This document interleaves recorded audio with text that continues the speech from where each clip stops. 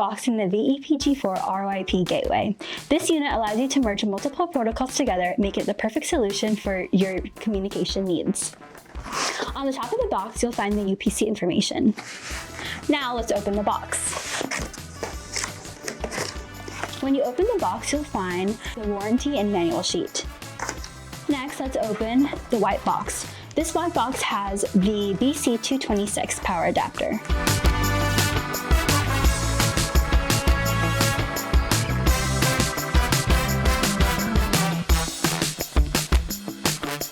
Next up are the antenna mount bases for the cellular antennas.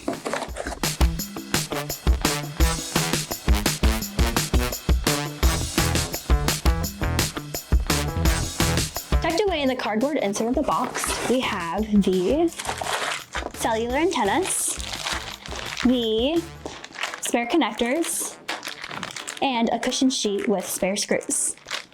Finally is the VE-PG4 unit itself.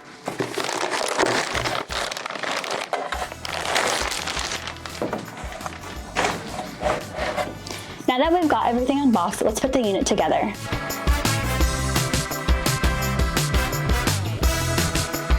With everything assembled, let's take a look at the connection ports. The mic port located in the front of the unit is compatible with various Icom mobile mics to the SM26 desktop mic.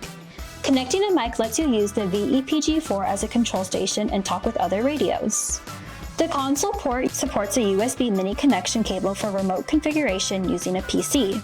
The USB 1 port allows you to save and restore settings or update the unit's firmware with a USB flash drive. The 4 external device ports allow you to connect other devices, merge protocols, and act as a bridge. This can include VHF, UHF, satellite, P25, IDIS, and more. Up to 4 devices can be connected.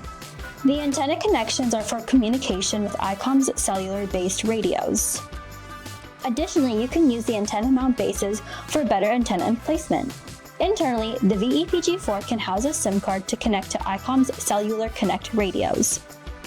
With Icom's Wi-Fi solutions, the VE-PG4 can also connect as a controller. No extra wiring is required.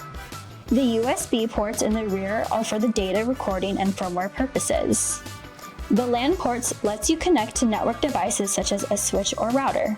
The DC port is for the supplied power adapter. Right next to the DC port is the grounding terminal. The VE-PG4 is also equipped with security slots for use with security wires. Thank you for watching the unboxing of the VE-PG4.